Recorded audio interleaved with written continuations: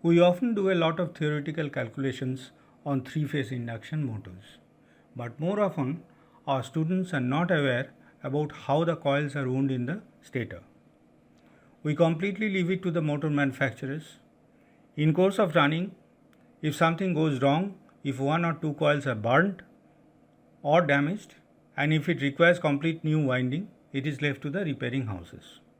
We go by whatever they say. This is not a healthy practice because the repairing houses do things blindly without having any knowledge about the functioning of the motor. The purpose of this video is to educate the students about how the stator windings are carried out. The objectives of this educational video is first to explain how the windings of a three-phase induction motor is carried out. Second, to explain what it physically means to be a 4-pole motor or a 6-pole motor. Third, how the phase difference is maintained in the stator coil physically and electrically. Fourth, how the number of poles affect the RPM of the induction motor. Fifth, how the RPM of the motor dependent on supply frequency. And sixth, how the magnetic field rotates in the stator coil. And now the assumptions on which this video is made. Firstly, it is expected that the viewers of this video will have the basic knowledge of the theory of three-phase alternating current, because the video will be inordinately long if I have to explain the basics of three-phase alternating current theory. Secondly, the terminal connection is in delta mode. That means the voltage applied across each of the coils will be equal to the difference of voltage between the phases. Normally it is 415 volt in India. Third, the video deals with only the stator coil and the rotation of the magnetic field around the rotor. I will briefly deal with the squirrel cage rotor, but not in detail. Fourth is, I have chosen 12 positions in one complete cycle. That means the angular difference between two consecutive positions will be 30 degree, 0, 30, 60, 90, 120, 150, 180, 210, 240, 270, 300, 330, and finally the last position of 360 degree, which will be same as 0 degree.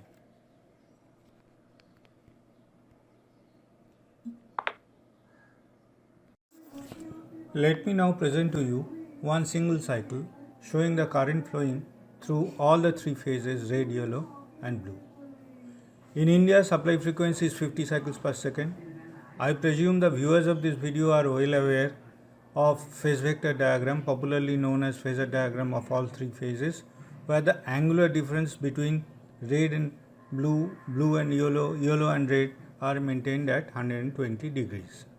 Next diagram shows the entire winding of all the three phases distributed in 4 poles across 48 slots of the stator coil, which we will discuss. Please note that number of slots can be different from 48 in other cases. Please see the complete stator with 48 slots. How a three-phase induction motor stator coil is wound is explained now. There are 3 sets of coils wound in the stator. Each of these coils have 2 terminals, U1 and U2, V1 and V2, W1 and W2. For ease of understanding, we have colored the 3 coils in this video as red, yellow and blue. But that should not be considered as 3 phases. Each coil has 4 poles. All the poles are connected in series. First we will show you the red colored coil, then yellow and at last blue. The number of turns shown in this video is only 1 per slot. In reality, the number of turns depends on the power of the motor. Please don't mind the arrows. I will explain to you later. Let us look at the coil in red color. The conductor starts from terminal U1. The first pole starts from slot 2, returns to slot 11, then to slot number 1, then returns to slot 12. Therefore, the turns are clockwise. Then the conductor moves to slot 24, which is the starting point of second pole, returns through slot 13, goes through slot 23, returns to slot 14. Therefore, the turns are anti-clockwise. Then the conductor moves to slot 26, which is the starting point of third pole, returns to slot 35, goes through slot 25, returns to slot 36. Therefore, the turns are clockwise.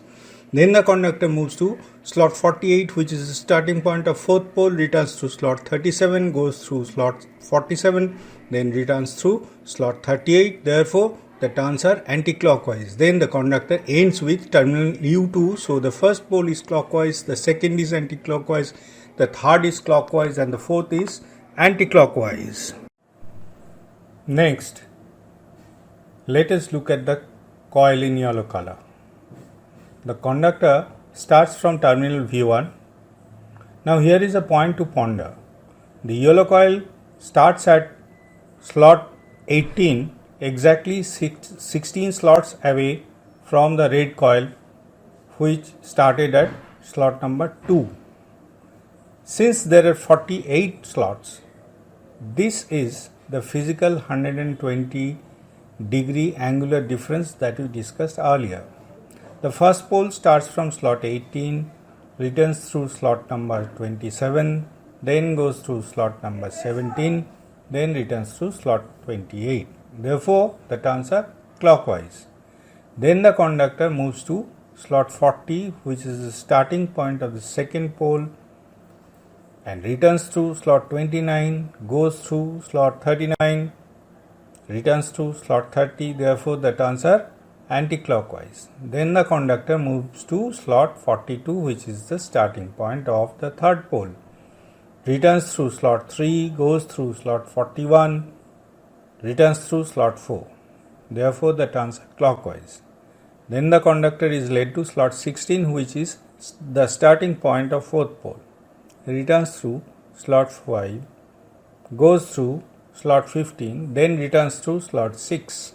Therefore, the turns are anti-clockwise. The conductor ends with the terminal V2. So, the first pole is clockwise, the second anti-clockwise, the third clockwise, and the fourth is anti-clockwise. Now, let us look at the coil in blue color. The conductor starts from terminal W1.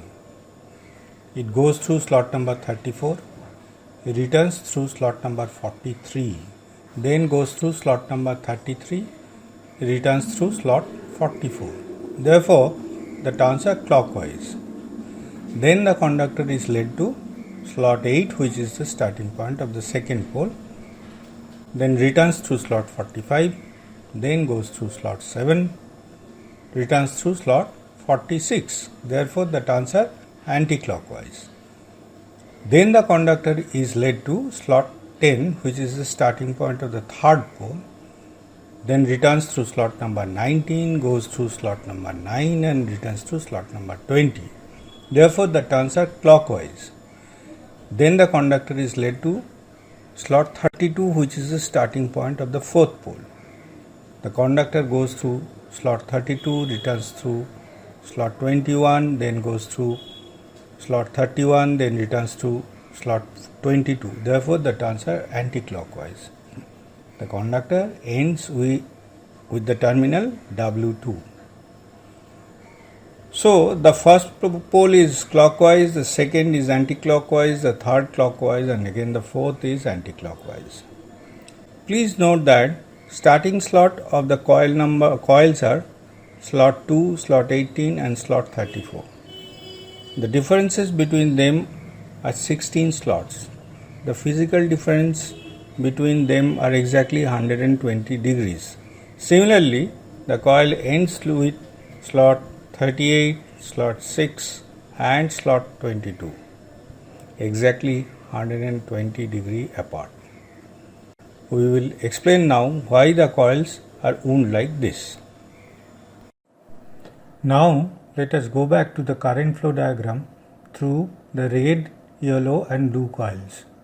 As such, the coils are not colored. This is just to differentiate from one another. Note that the current is constantly changing in sinusoidal waves in all three coils. We are following certain conventions here in the next part of this video.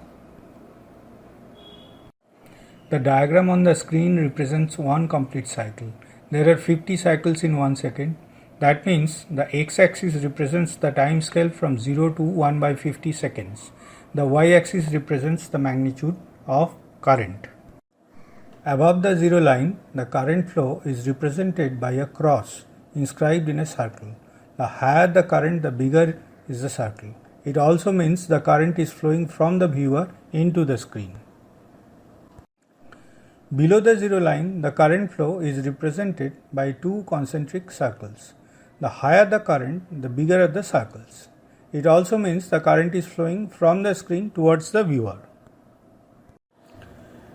An electric current carrying conductor induces a magnetic field that forms concentric circles around that conductor on the planes perpendicular to the conductor. If a right-handed person wrapped his hand around that conductor in such a way that his thumb points in the direction of the current flowing through the conductor, his fingers other than the thumb would curl in the direction of the magnetic field as shown in the diagram.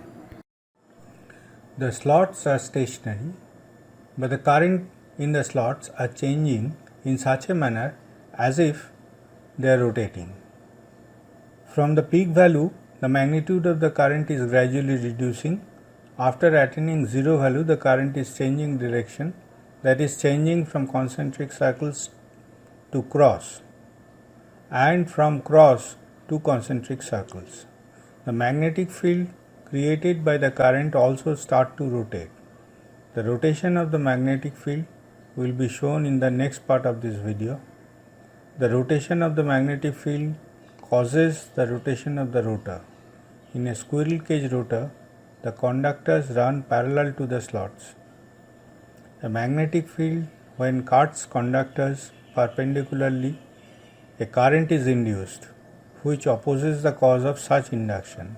It forces the conductor to move along the rotating magnetic field, causing the rotor to rotate. Now, please note how the magnetic field is rotating. Point to note here is that for one complete electrical cycle, the rotation of the magnetic field is half of a circle. Since there is only 50 cycles per second, the rotation will be 0.5 multiplied by 50 into 60 is equal to 1500 rpm. Therefore, a 4-pole induction motor will have a magnetic field rpm as 1500. Obviously, now you can understand if there were 6 poles, the rotation of the magnetic field will be 1/3 of a circle, and the rpm of magnetic field will be 1/3 of 50 into 60, that is 1000 rpm. For an 8-pole motor, the rpm would be 0.25 into 50 into 60 is equal to 750 rpm. So we can write n is equal to F by P, where n is the rpm of the magnetic field and P is the number of pair of poles and F is the frequency. The real rpm of the rotor will be less than the rpm of the magnetic field because it is that slip between the two which causes the torque on the shaft of the motor. Now we have reached the end of this video. If you like the video, please comment on it. But if you don't like the video, please definitely comment on it. It will be a pleasure to hear from you.